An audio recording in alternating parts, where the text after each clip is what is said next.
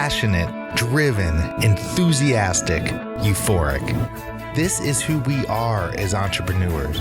But how we leverage these incredible attributes to dream and build businesses that scale and grow is what this podcast is all about.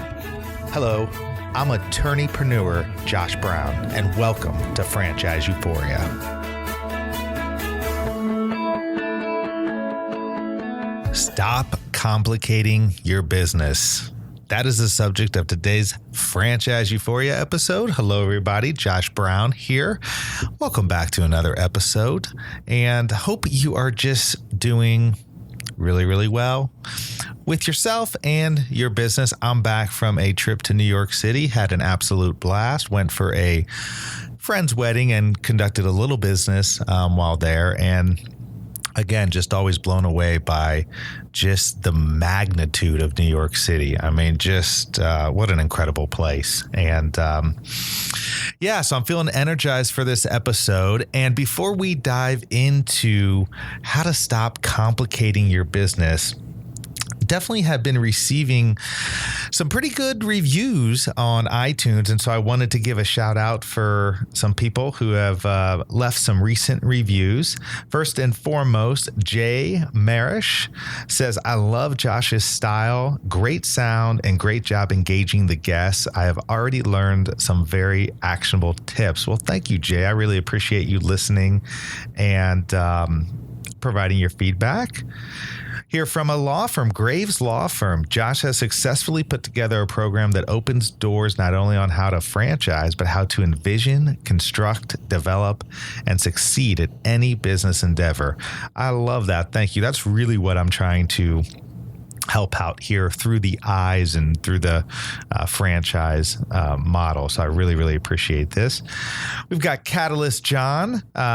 Really enjoyed the show, Josh. You're a wealth of knowledge. Keep it up. Well, thank you guys. I really appreciate it. Those are just a few of the many reviews that we have been receiving. And so as always, I definitely appreciate that and always appreciate people giving me feedback, whether you go to iTunes or sending me an email or a note, whatever you prefer. Again, it's all about the feedback. It's all about the process. It's all about improvement. And that ties right into today's episode, which is all about stop complicating your business. So as you probably know by now, if you are a listener to this show or know me, I do a lot of work with franchise businesses or businesses that want to turn themselves into franchises, but also with a lot of startup and growth entrepreneurs. And so through the process of helping them with their legal issues, I end up doing a lot of business work as well and working through issues with the businesses, or at least serving as a sounding board to help with different business issues, providing business advice, consulting, and whatnot. And one thing that's seemingly come up a lot and always really comes up is the process and how complicated businesses can become. You know, I think we all, when we, as an example, start a business, we start with a clear vision in our head. And then when we actually start getting into the process of working the business, doing the business, going through to the day-to-day aspects of a business, things get complicated. And so today I want to talk about really 3 things that you can do to stop complicating your business. Because after all, simple businesses work and they work well. And if you have any dreams of growing or scaling your business, whether you want to franchise it or not, you need to simplify it down to its core. Well, the first thing you need to do to simplify your business is detail the process. So as an example, let's say you are a hair salon, right? And essentially you own a hair salon and you hire people to come in there and cut hair, or maybe you do it through a booth rental style, whatever the case may be. You want to detail the process from start to finish. What that means is just write down everything that you do, from the moment that you have your first interaction with your customer or your potential customer, and that means even if it's a marketing interaction, what's the first thing that you do? And then walk that through the entire process. I find that doing this is a great way to really see what kind of extra and oftentimes unnecessary steps you're taking in your business. This is where a lot of people get too complicated in their process. In an effort to make things easy, they actually make things complicated. I don't know if you've ever felt that way, but I certainly have, where, you think of something in your head and you think, oh, this is exactly how I'm going to do it. And for whatever reason, you think, well, I really need to think about this more.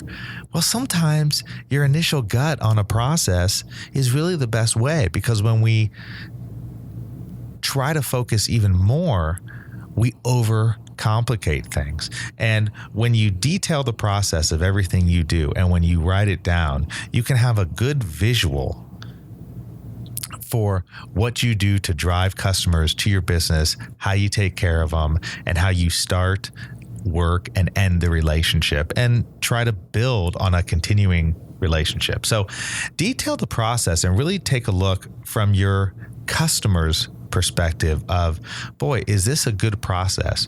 Or is this a process that we thought would work well, but it's just overly complicated? It has too many moving parts. It's too hard to follow through. I mean, these are all red flags that should tell you to change the process, to simplify the process.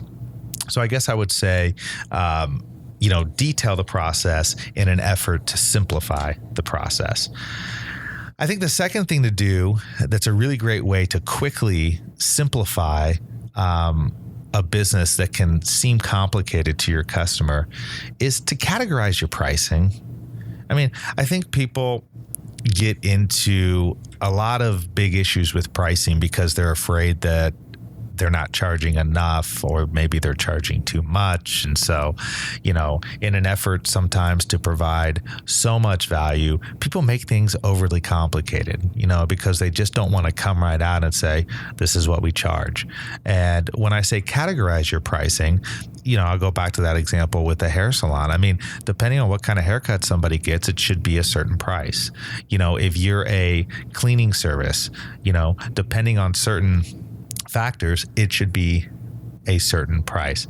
I think a lot of people, for whatever reason, like to see certainty in the pricing and like to see different options. I know a very common way to do that is to have 3 different pricing structures where you have sort of a low, a medium, and a high, thinking that, the average person will go for the medium one. And that's probably true, but because a lot of people don't want to feel like they're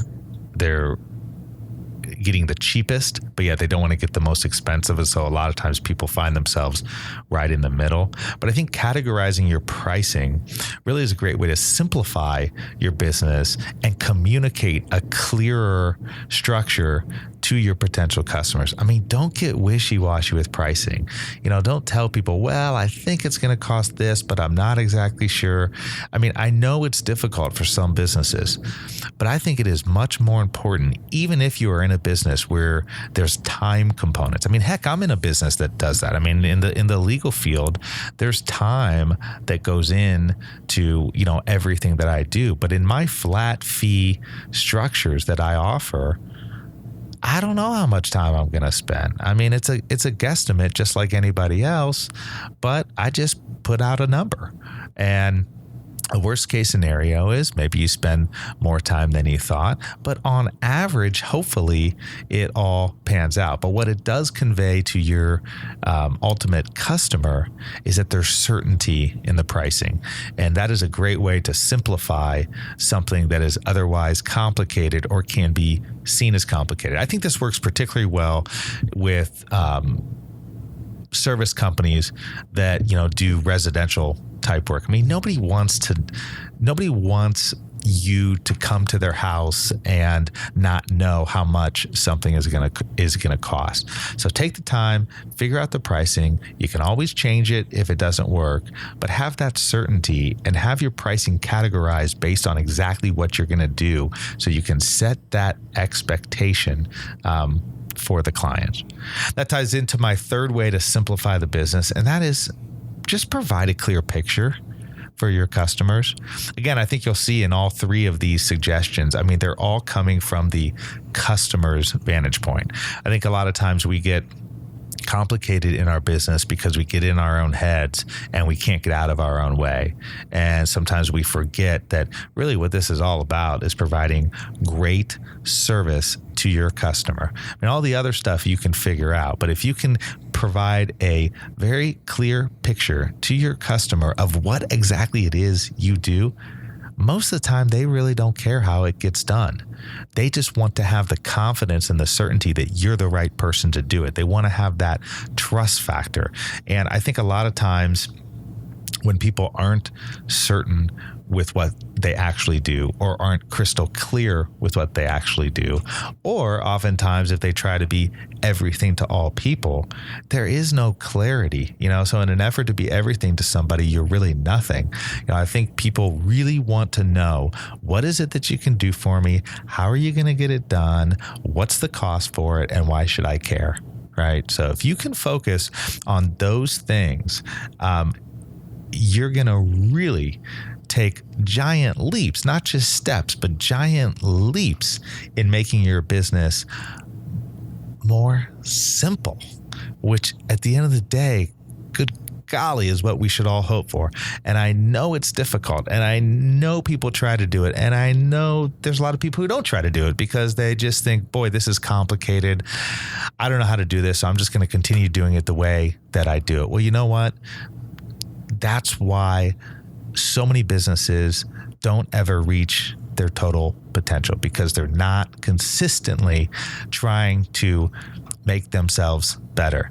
And if you can just consistently try to make yourself better and simplify your processes and simplify your business so that in the eyes of your customer, it's not complicated and it portrays a very clear and clean and easy transaction, boy, that is going to go a long way to help you and your business. And by the way, I'm talking today not just to small business owners, but to franchises in general, because, everybody thinks, the franchises have all this stuff figured out. No, they don't. I mean, a lot of times their processes are too complicated, or their processes become too complicated because they get into the additional verticals within a market and it ends up complicating a process. So this message is universal to all small businesses, that really, if you want to take the quickest line to increase your profits, to increase your client satisfaction, just simplify things. Figure out what it is that your core business is really about. Make sure you absolutely exceed expectations on that front by providing a detailed process, clear pricing, and a clear picture of exactly what it is that you're going to do. And then you can fill in all the other stuff. All the other stuff will come together if you can have that just really crystal clear focus. So hopefully this was helpful to you today. Again, please, I love getting your questions, your thoughts, your opinions. Reach out to me, josh@franchiseeuphoria.com. I hope you have a wonderful afternoon, and I look forward to another episode on Thursday.